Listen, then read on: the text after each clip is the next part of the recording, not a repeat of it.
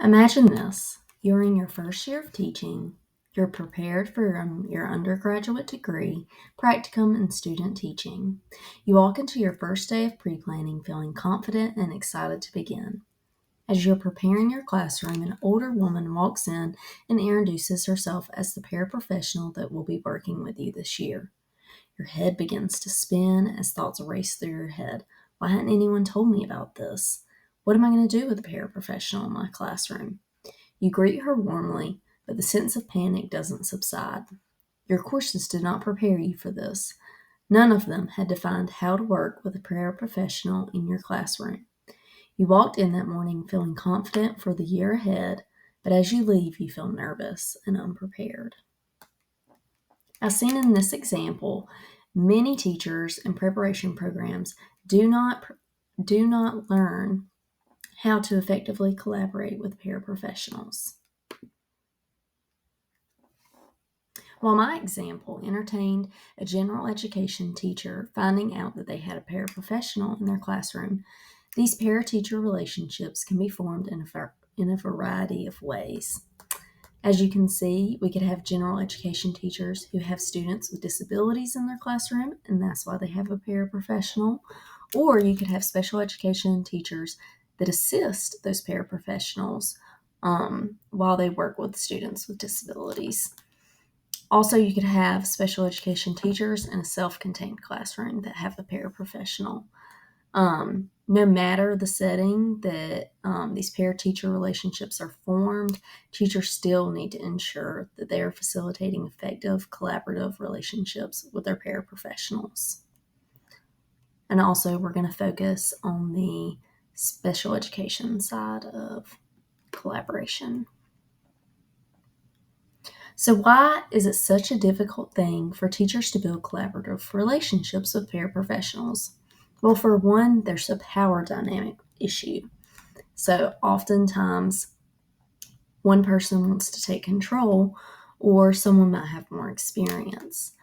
There's also a lack of clarification on roles and responsibilities. So some people might feel like they're being told what to do constantly, or like they're never sure of what needs to be done.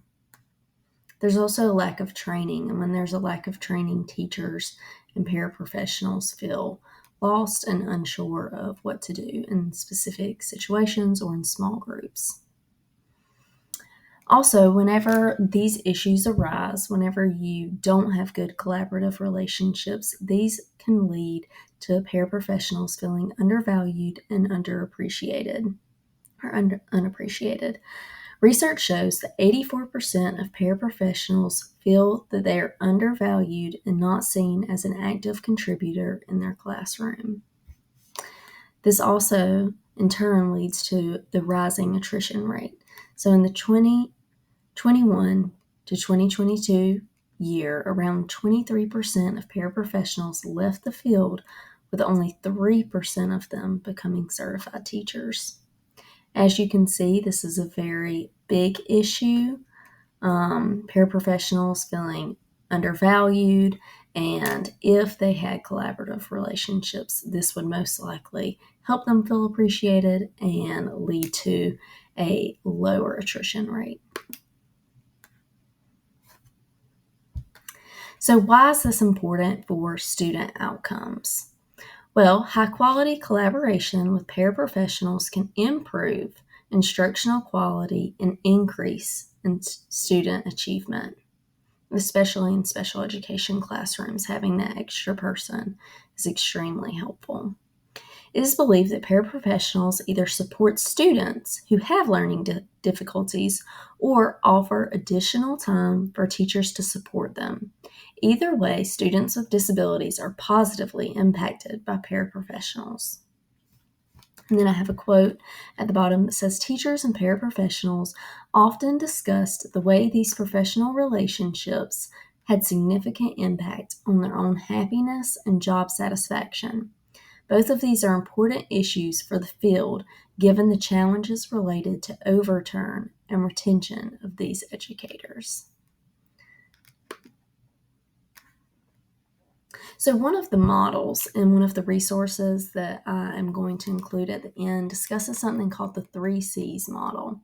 And this is constructed of communication, collaboration, and conflict resolution. So communication is just how the teacher and the paraprofessional are going to share information together. Collaboration is how they're going to share their roles and responsibilities. And then conflict resolution is how they're going to preserve their relationship despite disagreement.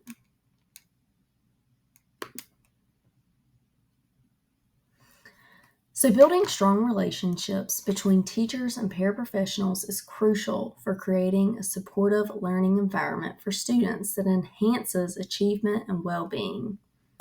Below, you can find some of the top strategies for creating these collaborative relationships. So, number one is going to be discussing roles and responsibilities. The second will be establishing open communication between both parties. And then the third strategy will be regular team planning. So now I'm going to discuss each of those strategies and why they're important and how to implement them.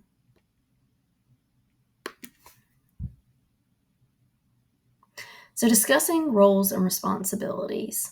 This is important for many reasons, but two of those reasons is that undefined roles and responsibilities can be one of the primary stressors for paraprofessionals and one of the reasons why they are unsatisfied in their job. Another reason is that when the roles for teachers and paraprofessionals have been clearly defined, it will create a very fluid and cohesive work environment. So, how do we implement discussing these roles and responsibilities? Well, first, this has to be implemented at the very beginning of the year. And this will be a time when teachers and paraprofessionals can sit down during the pre-planning time and they can discuss these roles and responsibilities, who will handle discipline issues, who's going to copy the papers, who's going to grade, and how parents are going to be contacted or who will be contacting them. So these are just some of the roles, and they might be shared, or one person might take that on individually. And also at the end, we'll have a resource that I've included. It's called the Share Model, and it is a way that you can just communicate that with your paraprofessional. You could sit down, each fill it out, and then discuss your answers and either agree on one way of doing things or compromise in order to collaborate with one another. But we cannot just discuss roles and responsibilities at the beginning of the year. This is something that has to be discussed throughout the year, because as the year progresses, we're going to need to make adjustments just to make it fair, so one person isn't grading all the time or correcting behavior all the time. And then also, as challenges arise, we're going to need to address those. So the next strategy that I discussed was open communication. And it is important, again, for numerous reasons. And one of these, I have a quote. It says, "Communication provides team members a respectful and safe space to share information, analyze and investigate their teaching and or collaborations, and solicit valuable feedback from their peers." So you can see that building trusting partnerships will allow coworkers to have more open and honest conversations in which disagreements are productive and purposeful. So the first way that we're going to implement this is we have to find a time and a place to implement it. So paraprofessionals oftentimes get pulled during times where teachers might have downtime. So lunch, recess, connection, sometimes they could be pulled to sub in various areas, or they might have a different role during that time, like lunch duty. And so we have to find a time that would work for these teachers or paraprofessionals. So this might be after school one day or before school one day, but either way, we must keep this time consistent and carry it on across the year. And then the second thing is creating a culture of openness. So we're going to ask paraprofessionals for feedback on our instruction, on our classroom management, and on our professionalism. And we're going to encourage them to be honest in their responses and this honesty is going to produce improvement both for us and our classroom. And then lastly, we have conflict resolution. And this one is a big one, especially for me, because I've always seen conflict as a bad thing, but really conflict is not contradictory of teamwork or collaboration. It's always going to arise when we're working with people, and we should aim to actively address it and find a solution. And we need to expect that it will happen and know how to handle it, and have expectations for whenever we do find conflict. Regular team planning is going to be our last strategy, and it kind of goes hand in hand with our previous strategy. So we can see that's important because paraprofessionals are often pulled, as I discussed earlier, and so we need to find the time to plan alongside them because it is extremely important for the growth of our students, especially students with disabilities. Paraprofessionals are also better able to implement planned instruction, strategies, and services after meeting with teachers to discuss them. So, for implementation, first we have to find the time. So, whatever day fits into our week, before or after school. I know one of the resources that I read, it talked about how teachers might need to come a few minutes, or paraprofessionals might need to come a few minutes before, and then they might get to leave a few minutes early from school, obviously upon admin approval. That's one way to navigate that situation. And then also we need to discuss instruction with them. Even though they may not be leading the instruction, they should be aware of what is being taught and how it is being taught in order to best support our students with disabilities. So on this topic, I've provided some resources, and I have referenced the first one, the SHARE model, but all of these are great resources in order to implement collaboration between paraprofessionals and special educators, but also it could apply to general educators as well.